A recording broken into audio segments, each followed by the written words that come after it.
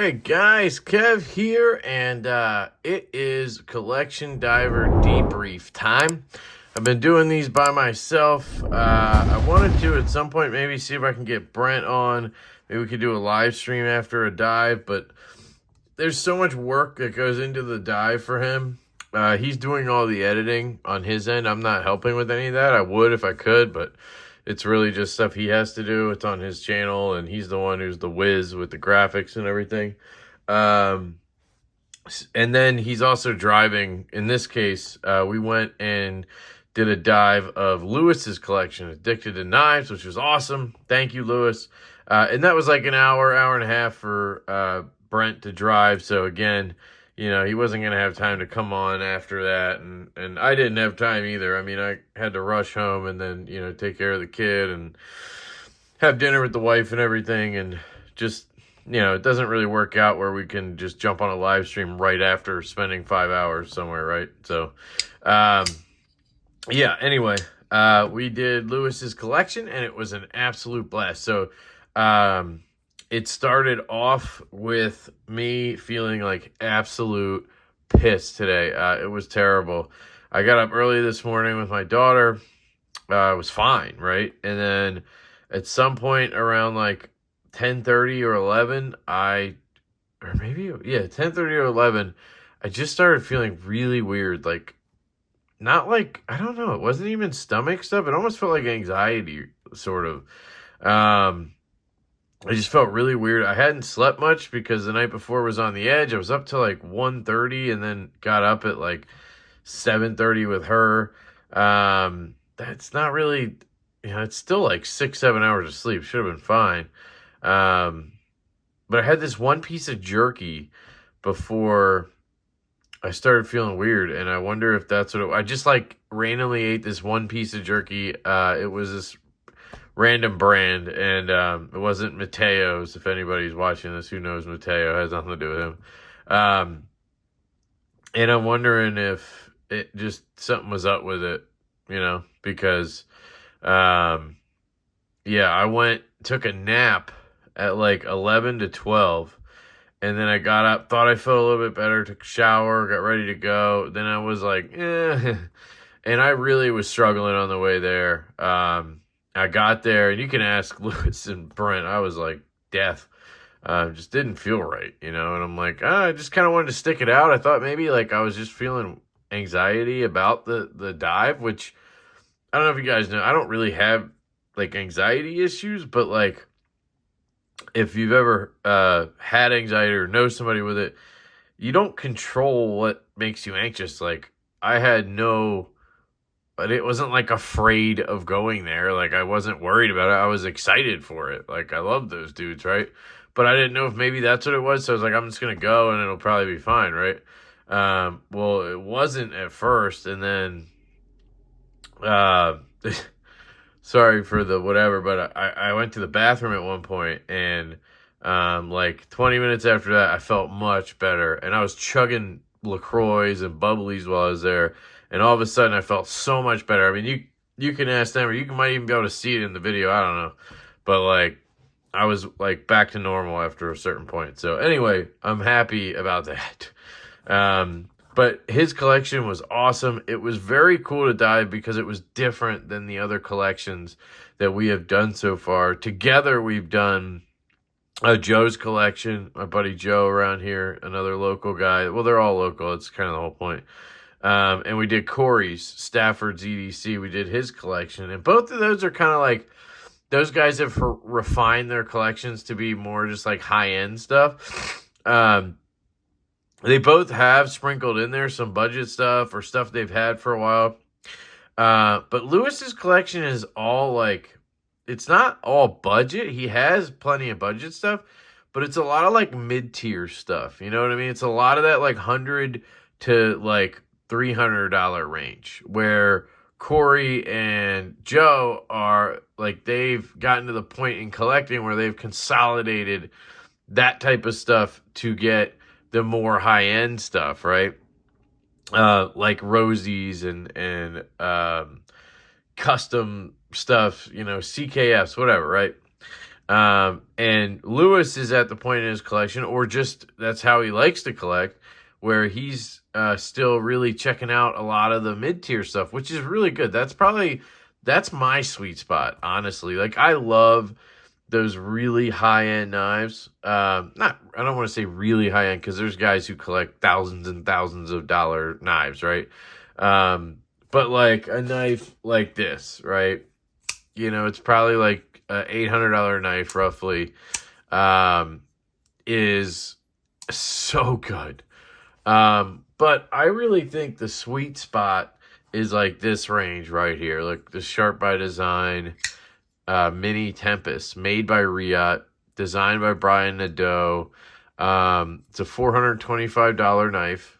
It's got this blue dark matter fat carbon, just hand rub blade, just excellent quality on this thing. You have the Gungnir, also made by Riot, Renegade EDC or Renegade Provisions Co. Design and boutique brand there. Love that ting on the close. Hear that? So good. So, you know, that's kind of my sweet spot, I would say. The Malibu even is sort of there. This is an American-made knife. It's very well made. It's a little bit lower price. It's like $260 with this sexy knurling on it. It's awesome. But I'd say that Lewis, like, the majority of his collection is like in this sort of range, like your $100 to $150 range. Tucson's and Kubi's and really cool stuff. Damn Designs, titanium liner locks, and G10 liner locks. Like, just cool stuff like that. So it was really fun for Brent and I, because there's a good amount of knives that we had not handled, you know? And that's always fun. By the way, this is the Asher Knives whole Spiro. This is the prototype, and absolutely am loving this prototype. I did a disassembly. I actually put skiffs in here. They're the 5mm, 1mm. So they are the really small sized bearings. That's one thing I tried to give as feedback, you know, would be worth, I think, changing it to a bigger size. But maybe with the width, how thin it is and everything, you can't. Nothing wrong with the action. I'm just thinking it might be a little bit better to do the thicker bearings or bigger bearings for stability purposes. But that's just sort of a tiny nitpick. And then I would shrink the logo a little bit. Those are the only two things I really would give as feedback. The rest, I mean, this knife is absolutely incredible. This thing is going to be a home run. So it's the whole Spiro from Asher. Yeah, so it was a blast. I mean, we hung out. We went through his collection, which is a ton of knives. Like, seriously, the dude has a lot of knives. He says he's been collecting for a couple of years. Basically, COVID. It's like the story with most people, I think.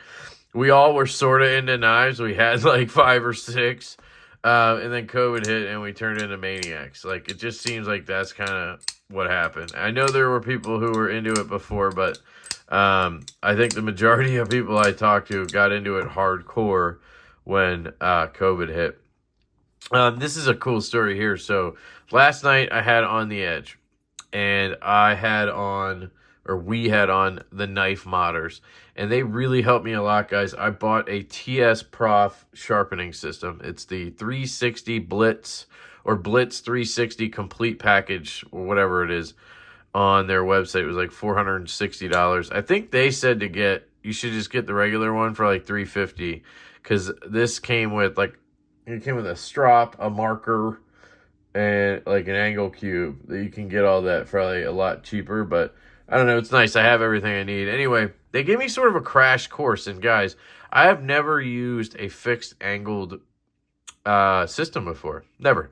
I've never sharpened a knife other than on the Sharp Maker, which is absolutely horrendous, by the way. And I've had that for years, and I used to sharpen like Benchmades on it, like S30V and 8CR, that kind of shit sharpened on it. I think I was able to get S35 to kind of get sharp. But I hadn't even used that in like a year or two, you know. And I've tried a stone before. I had like that Work Sharp Field thing, and I totally fucked a ZT up with that. Just like scratched the shit out of the coating. But anyway, they gave me some tips and I went for it. My first sharpening job was on this here M-Tech. And I wanted to fuck this one up because I figured it's kind of like the knife I hate to love, you know? I don't love the knife in the sense that the design is nice. I think the design is kind of, the holes are ugly and shit. But it's a good knife. Like, it has good qualities to it. The action's pretty good. It might be a little gummed up from the steel in there, you know, the shavings or whatever. The detent is just on point. It's so hard to understand how an M-Tech is this good. But anyway, I did a 600 grit edge, because that's what Richie said he goes up to normally. Just kind of, you don't need to go up to 1,000. I wasn't trying to get a mirror edge or anything. I'm just trying to get these sharp. I'm just trying to learn, guys, you know. I did not round the tip off, which is awesome. It's actually really sharp up there. I feel like I just copied what I see people do, which is like they stroke and then at the tip they kind of like come off a little bit. And I was doing that. I was being careful with it. But this thing, I mean, it shaves fucking hairs. I mean, look at that. It's shaving hairs. Like, I can't believe this. That was my first time using this system. First time, honestly, like, sharpening a knife, so to speak. And I got a pretty good edge on it. I mean, look. Like, that goes all the way through. So, I'm just kind of impressed with myself. And I don't mean to say that, like, in a braggadocious manner. I just mean, like, I'm kind of excited that I did it. And it worked. So, like, an idiot can do it, guys. And I got this system because Jared Neve recommended it. And the Knife Modders recommended it. It wasn't sent to me for free or anything. I paid for it. And I just heard it was the best one. So that's what I went with. Here you can try to see the edge up close. I don't know what this tells anybody, but I didn't, like, fuck anything up. I thought I was going to, like, scratch the shit out of stuff. That might just be a little bit of marker. I thought I'd leave, like, marks all over the place. I don't know if I did that or if it was already there. But I'd say for my first time, it was pretty good. I just put, like, regular tape over the top here and clamped down. I'll use painter's tape in the future. I just didn't have painter's tape. I had shipping tape. But it worked.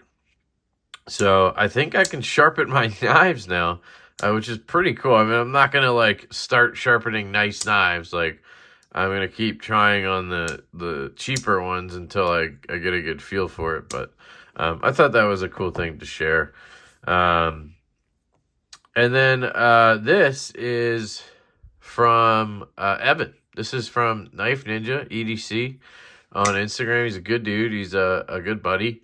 And he sent this to Backpack B to check out. And Brent was like, hey, dude, do you want to check it out? And I was like, yeah. So I took it after I left Lewis's, and I'll send it back to Evan. And this is an Alliance Designs knife. And it's a Riot build. I'm pretty sure of that. But I can tell by the grind lines, kind of. You know, their belt satin is just so nice. So clean. And this is, I believe, called the OG Jasmine. I don't know if that's the name or if people call it the OG for some reason. So I'm not 100% sure, but it's the Jasmine design. It has speed holes, but they're not, like, the ones I hate. Like, my finger doesn't go all the way in. Like, it's not in a spot where my finger, like, sort of naturally falls in the hole like on the Raptor did. It's dead centered. It has studs, which are very well dialed. The action on the close isn't really, like, drop shut. It's a shaker, but it's very well built. It feels... it kind of has a custom feel to it. Damn, there's a lot of goop in there. It has sort of a custom feel to it. I don't want this to come off as an insult to anybody, but this kind of feels similar to that Utzler Duckling I had in, or Oostler, or whatever it is, Duckling. It has that feel. Like, I think that's just a compliment to Riot, to be honest. They kind of gave this a custom touch somehow. I don't know what it is, the finish of the scales or something. It's just a little different than their normal sort of bead blast, you know, a little bit darker or whatever. The action's good. The studs are good. I can reverse flick it lefty. Just kind of my natural position basically is to land right on the clip. So it works out for me. The ergos are fairly comfortable. I mean, right there fits my hand pretty well. You actually can use this as a choil because it's kind of flat there. Very comfortable in hand. You got a nice little spine here. He does a very flat spine. Laconico. It's a Laconico design, by the way. He always does a flat spine and a relatively thick stock. I mean, that's not nothing, right? That blade stock is not nothing, but it's a full flat grind, so it's going to come down to a pretty good thin edge. Oh, yeah, today I actually learned what a plunge grind was. I told you guys before, I just don't, there's some things I just don't know. I never cared about, but now that I guess I'm getting into sharpening, sort of, I am kind of interested in the plunge. And I kind of get it now. So there's your where the plunge starts, I guess. And then the actual plunge, I guess, so to speak, is where it gets to the thinness of the edge, which here it happens right at the edge, maybe a little bit behind the edge. And when people complain about the plunge grind, it's when it's like before, or it's like where it's after the edge starts, if that makes sense. Like here on this Asher, it's fine. It goes pretty much almost right to the thinness right there, and you have that choil, which is good. I don't think I have a shitty example, to be honest. And I don't know enough to be sitting here and trying to be an expert on it. I just wanted to mention I kind of get it now, which is cool. So yeah, it was a fun day. I got to hang out, play with some cool knives, hang out with friends. We had some good conversation, which was great. We got to talk about knives as well, and it was a blast. So I just want to say thank you to Lewis for having us. It was a blast doing your collection. Thank you to Brent for driving down for it. I know it's a big commitment to do that, so thank you.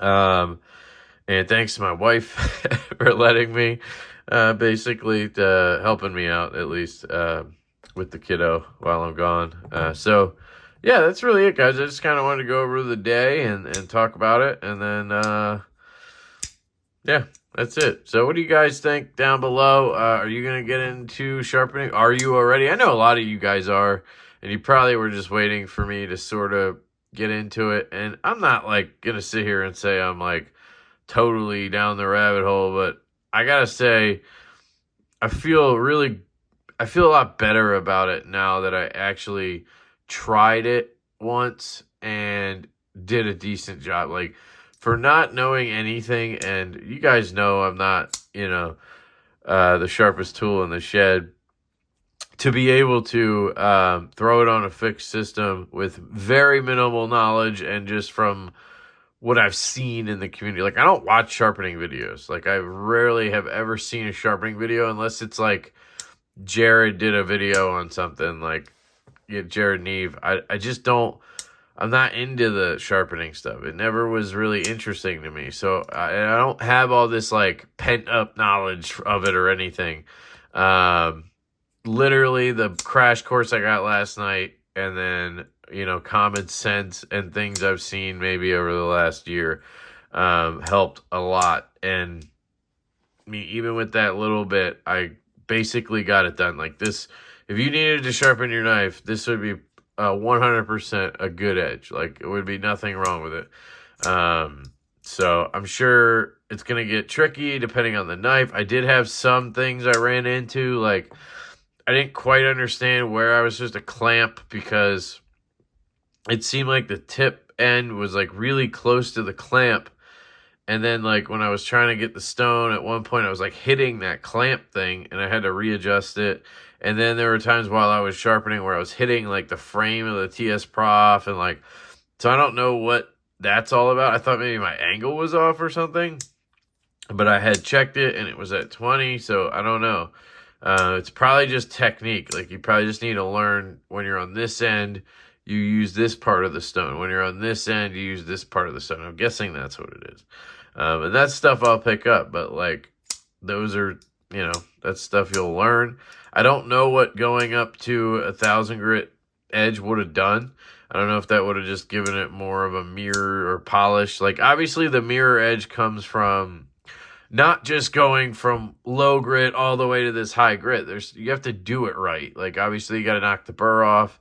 And I think you're kind of covering your tracks with each grit. You're trying to cover the scratch pattern of the last grit. And that's kind of sad. Do I really care about that? Now that I'm actually going to sharpen the knife for myself, do I want to sit here and spend the time getting these like crazy mirror edges, or do I just want a really sharp knife?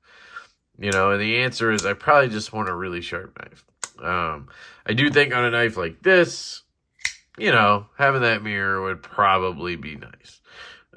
So it is going to depend. Like a knife like this that I know is just going to be a great EDC, probably just going to put a nice, you know, medium grit edge on it or whatever. So, yeah, we'll see how far down the rabbit hole I go. But anyway, that's it. Thank you guys for watching. I love you all. This is a little bit of a preview of some things because I had videos posted out and somehow I missed the second video for today, the 27th of March. I think I only had one video yesterday too, and it wasn't because I didn't have enough. It's because I totally screwed up when I uploaded.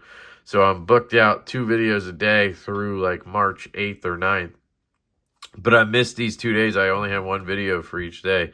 So I think I'm just going to throw this up right away and call it good. So anyway, I love you guys. I hope you have an absolutely fantastic day. And I will catch you later. Peace.